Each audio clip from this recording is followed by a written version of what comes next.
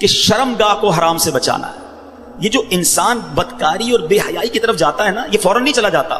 بڑی پیاری بات علماء کہتے ہیں، پہلے آنکھ بہکتی ہے، پھر دل بہکتا ہے، پھر انسان بدکاری کی طرف جاتا ہے، پھر وہ گناہ کا بڑا کام کرتا ہے.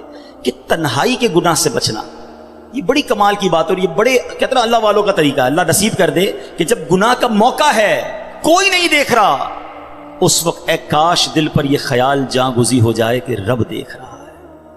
ایک بار حضرت ابراہیم بن ادم رحمۃ اللہ تعالی کی بارگاہ میں ایک شخص آیا، آ کر کہتا ہے حضور میں گناہ سے نہیں بچ پاتا. پلیز ذرا غور سے سنیے گا، بہت خوبصورت کیور اور پریکاشن ہے گناہوں سے بچنے کے حوالے سے اس واقعے میں.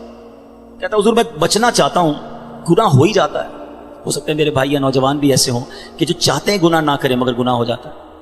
حضرت ابراہیم بن ادم نے کہا اچھا ایسا کرو، گناہ کرنا چاہتے ہو؟ کہتا ہاں بچ نہیں پاتا، مجھے کرنا پڑتا ہے گناہ.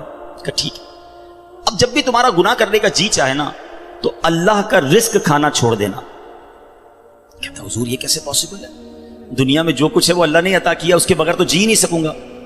کہا اچھا اب گناہ کرنے کا جی چاہے تو ٹھیک ہے گناہ کر لینا، مگر ایسی جگہ جا کے کرنا جہاں اللہ نہ دیکھ رہا ہو. تو کہتا حضور east west north south every where جدھر بھی جاؤں گا اللہ تو دیکھ رہا ہے نا، وہ اللہ کی کائنات ہے. اچھا ایسا کرو، گناہ کرنا ہے نا کرو، مگر اللہ کی زمین سے اللہ کی کائنات سے نکل کر لو. تو کہتا ہے میں اس کی ملک اور اس کی ملکیت والی جگہ سے بھی باہر نہیں جا سکتا. اچھا گناہ کرنے کا جی چاہے ٹھیک ہے، کرنا چاہے تو کر لینا، مگر جب ملک الموت تمہاری روح قبض کرنے آئے نا تو ان کو منع کر دینا کہ نہیں میری روح قبض نہ کریں، میں نے ابھی توبہ کرنی ہے. تو کہا حضرت nobody have power to deny. کون ہے جو ملک الموت کو منع کر سکے گا کہ میری روح قبض نہ کرو؟ جو وقت ہے وہ تو آ کر رہے گا. فرمایا اچھا پھر ایسا کرو گناہ جتنے کرنے کر لو، مگر قیامت کے دن جب فرشتے تمہیں جہنم کی طرف لے جانے لگے نا تو ان کو منع کر دینا کہ نہیں میں نہیں جاتا. کہا حضرت یہ کس کے پاس پاور ہے؟ وہ تو گھسیٹتے ہوئے جہنم میں لے جائیں گے، وہاں تو جو حکم ہو گیا اس پر عمل ہوگا. اب حضرت ابراہیم بن ادم نے پہلے کہتے ہیں نا مقدمہ، ایک آپ کہتے ہیں نا پہلے جزیات جمع کیے، باقاعدہ اس کا مائنڈ سیٹ بنایا، اب اسے خوبصورت سمری بیان کی. فرماتے بیٹا ایک بات سنو، تم اللہ کا رزق کھانا چھوڑ نہیں سکتے، اللہ کے ملک سے باہر جا نہیں سکتے، مرنے سے پہلے ملک الموت آئے تو ان کو منع نہیں کر سکتے، جہنم کے فرشتے تمہیں عذاب کے لیے لے جائیں تو ان کو بھی روک نہیں سکتے.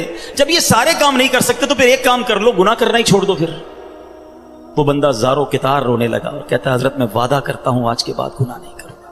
اے میرے بھائیوں میرے نوجوانوں، میں بہت اچھی طرح جانتا ہوں، میں آپ کی لائف گزار چکا ہوں، میں بھی اسٹوڈنٹ رہا ہوں. یہ لائف بڑی ڈیفیکلٹ ہے، شیطان اس میں بڑا حملہ کرتا ہے، نفس بڑا حملہ کرتا ہے، گناہوں کی طرف بہت کھینچتا ہے. مگر یہ ولیوں کا شیوا ہے کہ وہ جوانی میں عبادت کرے.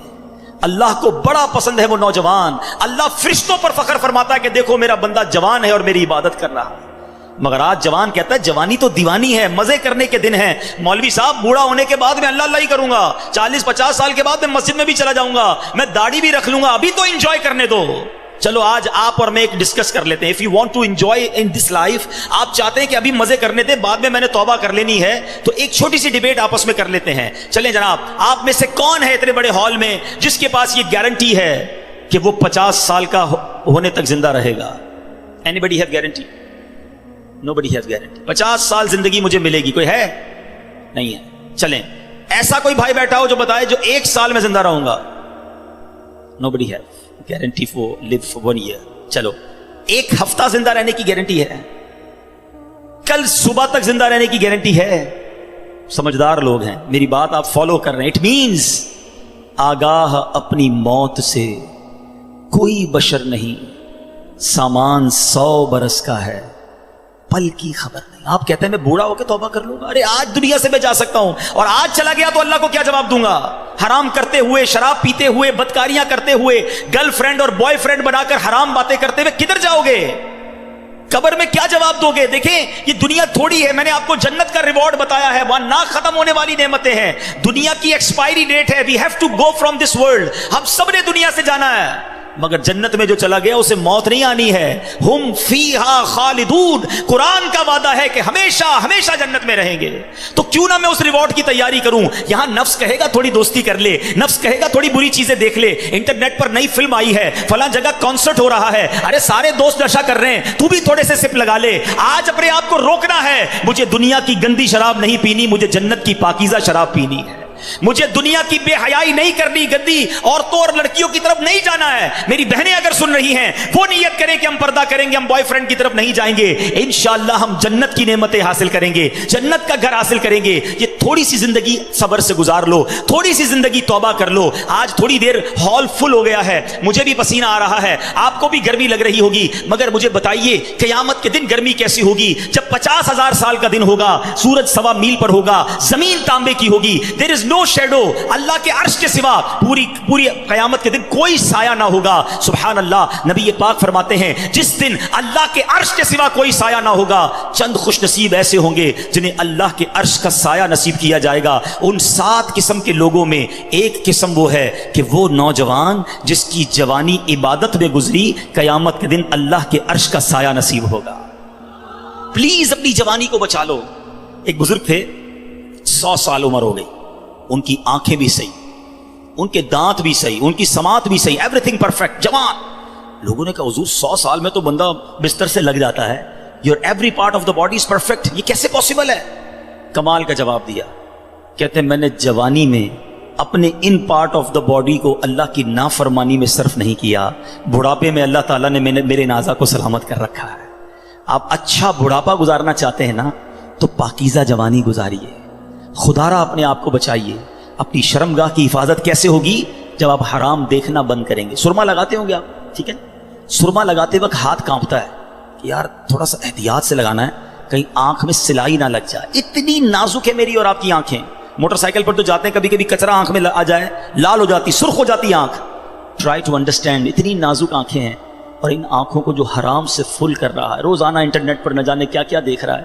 حدیث پاک کا مضمون ہے جو اپنی آنکھوں کو حرام سے بھرتا ہے، قیامت کے دن ان کی آنکھوں میں جہنم کی آگ ڈالی جائے گی۔ کیسے برداشت کریں؟ ہم بہت کمزور ہیں میرے بھائیوں، خدا را توبہ کر لیجیے۔ اور ہم اللہ سے دعا کرتے ہیں کہ مولا کمزور ہیں، گناہ گار ہیں، بڑی خطائیں ہو گئی ہیں، مالک تیرے دربار میں حاضر ہو گئے ہیں، اللہ پچھلے گناہ معاف کر دے اور اگلی زندگی اچھی عطا کر دے، ہمیں نیک بنا دے۔ ہم آ جاتے ہیں شیطان کے واروں میں، کمزور ہیں، مالک تو طاقتور ہے، ہماری مدد کر، ہمیں حرام دیکھنے سے بچا، ہمیں حرام سننے سے بچا، ہمیں حرام بولنے سے بچا، ہمیں اپنی اعضاء کو حرام کاریوں سے بچانا نصیب فرما۔